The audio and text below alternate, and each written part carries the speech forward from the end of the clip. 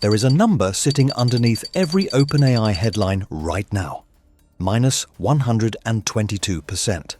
That is OpenAI's adjusted operating income margin for the first quarter of this year.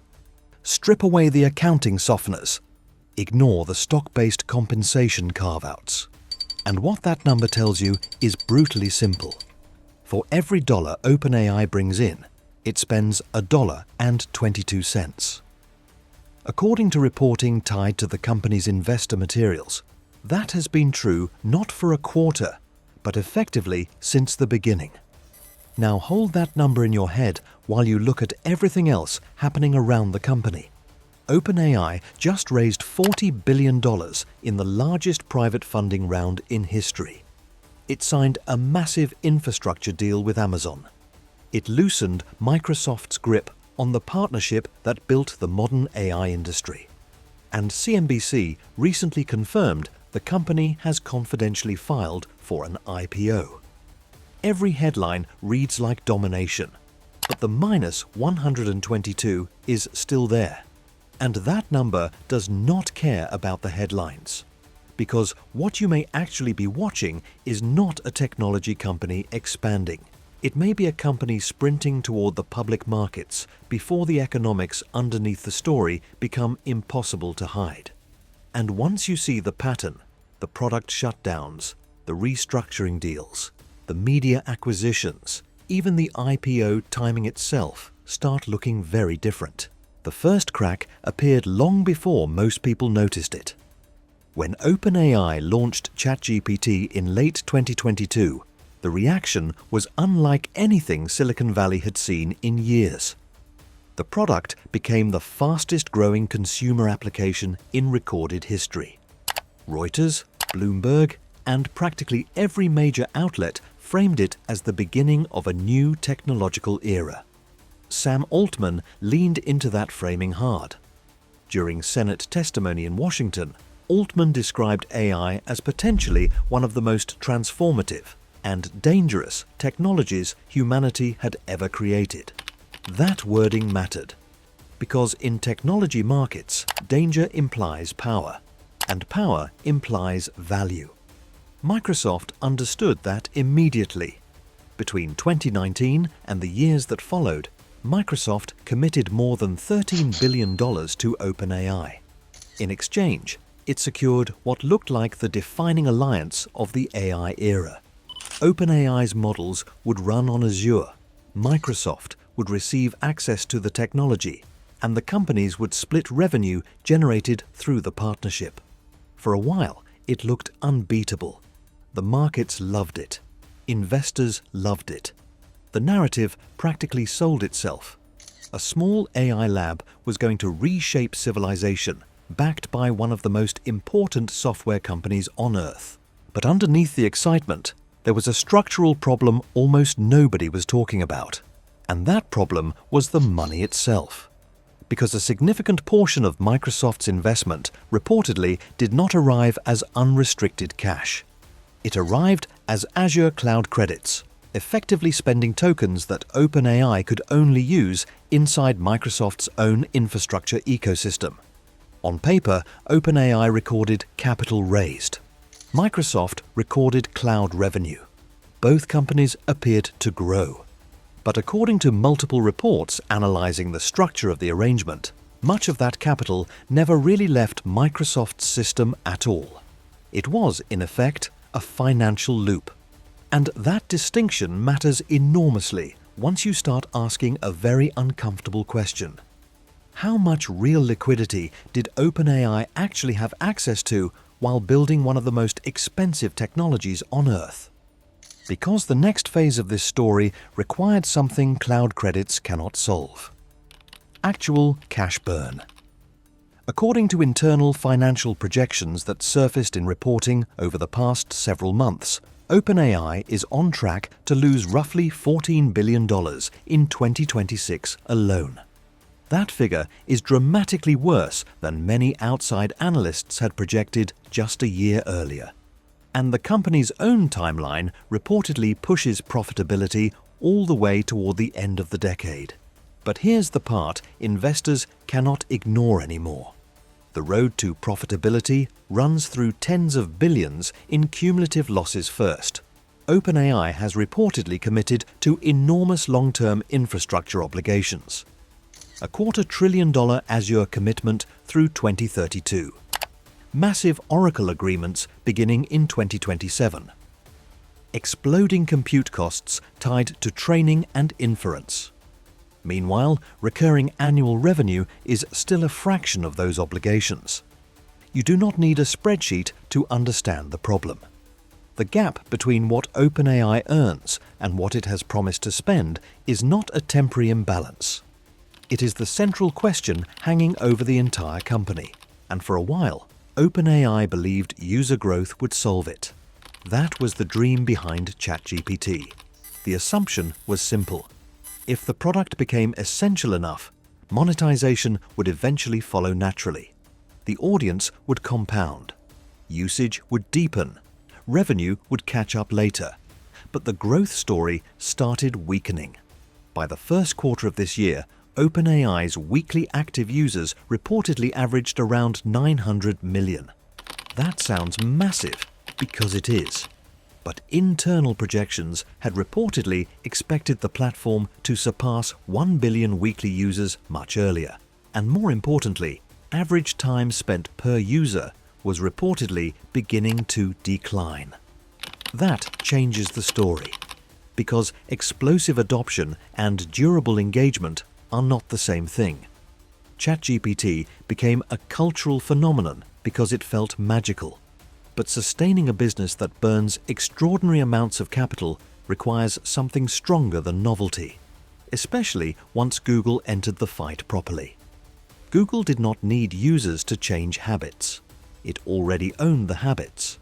By integrating AI directly into search, Gmail, Workspace, and Android, Google could distribute AI features through products billions of people already used every single day. OpenAI had excitement. Google had infrastructure.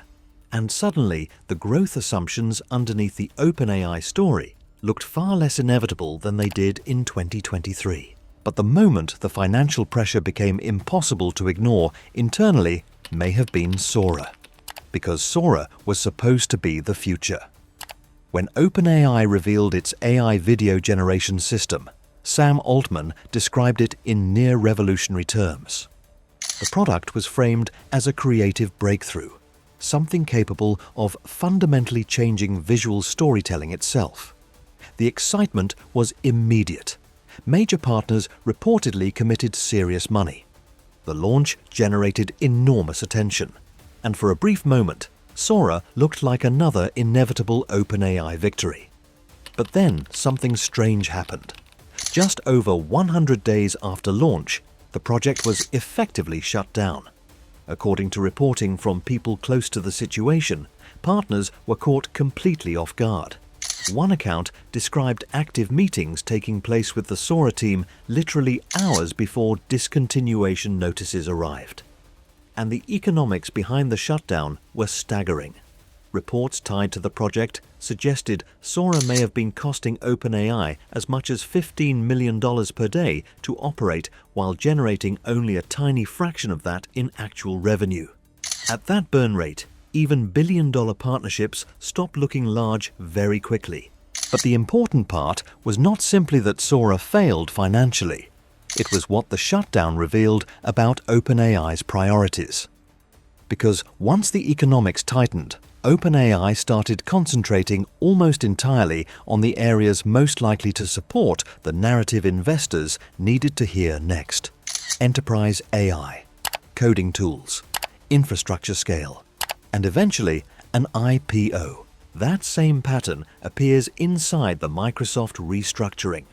On the surface, the deal looked like independence.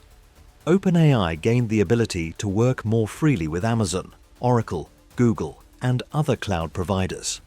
Microsoft's previously exclusive position weakened. Commentators framed it as OpenAI finally outgrowing its original partnership constraints. But the mechanics tell a more complicated story. Microsoft reportedly still retains a major equity stake in OpenAI's restructured for-profit entity. OpenAI still pays Microsoft a portion of revenue through the end of the decade. And according to internal memos referenced in reporting, OpenAI executives explicitly described the old exclusivity arrangement as limiting enterprise expansion opportunities. In other words, this was not simply liberation. It was monetization pressure. OpenAI needed access to every possible distribution channel because the existing economics were no longer sufficient. And that explains the Amazon deal too. Internally, OpenAI reportedly described the AWS arrangement as transformational. Tens of billions of dollars in commitments, broader multi-cloud expansion, massive developer distribution potential. To the public, it sounded like unstoppable growth. But investor behavior started signaling something else entirely. According to reports from the secondary market, some OpenAI private share offerings were struggling to attract buyers. Blue Owl Capital reportedly backed away from a major OpenAI-linked infrastructure project, and at least one venture group surveying institutional appetite reportedly found far more enthusiasm for Anthropic than OpenAI. That shift matters, because private investors are usually willing to tolerate extreme losses if they believe dominance is inevitable.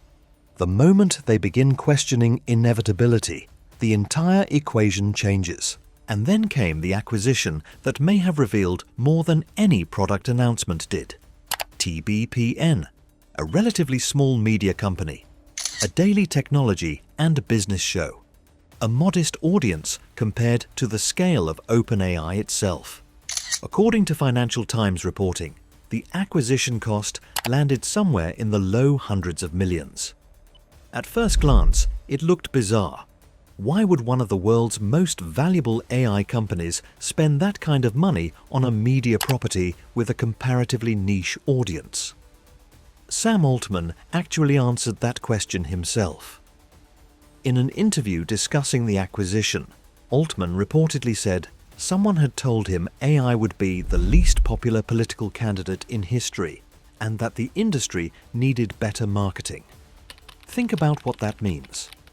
OpenAI, a company reportedly preparing for a public market debut, acquired a financial media-adjacent platform connected directly to the exact audience it will eventually need to convince investors. And underneath all of this sits Sam Altman himself, which is where the story becomes much harder to read cleanly. Earlier this year, The New Yorker published an extensive investigation drawing from internal communications, interviews, and accounts from people inside OpenAI's orbit. The portrait that emerged was deeply complicated. Former colleagues and board members reportedly described patterns of manipulation and selective truth-telling. Ilya Sutskever publicly accused Altman of dishonesty during the board crisis.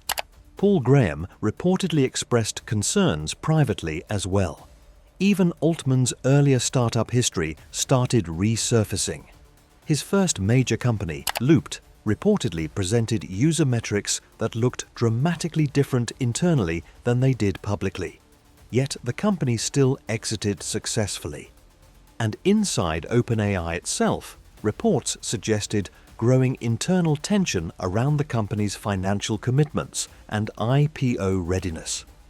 One particularly notable detail involved OpenAI's CFO, who reportedly expressed serious reservations internally about the scale of the company's spending obligations and whether the organization was actually prepared for a public offering. Then, investors reportedly noticed she had stopped appearing in key meetings. That matters because public markets are very different from private capital. Private investors can suspend disbelief for years. Public markets eventually demand math. And that brings us to what may be the real story behind the IPO itself. Goldman Sachs and Morgan Stanley are reportedly involved. CNBC confirmed the confidential filing. The machinery is already moving, but timing matters. The filing arrives while operating margins remain deeply negative, while user engagement growth is slowing, while major products are being shut down, while infrastructure commitments continue exploding higher. That is not necessarily proof of collapse, but it does create a very specific interpretation. That OpenAI may believe the optimal moment to go public is before the market fully recalculates the economics of generative AI infrastructure. And to be clear, there is still a version of this story where OpenAI succeeds spectacularly. The coding products could become dominant enterprise tools. The multi-cloud strategy could massively expand distribution. The company could eventually justify the $100 billion revenue projections investors still talk about. This is not a fake company. OpenAI has real technology, real users, real influence, and one of the strongest consumer brands in modern software. But the company also has a clock. And every major move it is making right now, the restructuring, the partnerships, the shutdowns, the acquisitions, the IPO preparation, seems to point back to the same underlying pressure. The business still has not solved the economics. The minus 122% is not a side detail. It is the entire frame. Because once a company reaches this scale, narratives stop being enough forever. Eventually, the public markets ask a simpler question than venture capital ever does. Not whether the technology is impressive, not whether the future is exciting. Just this: at what point does believing the story become more expensive than the story itself?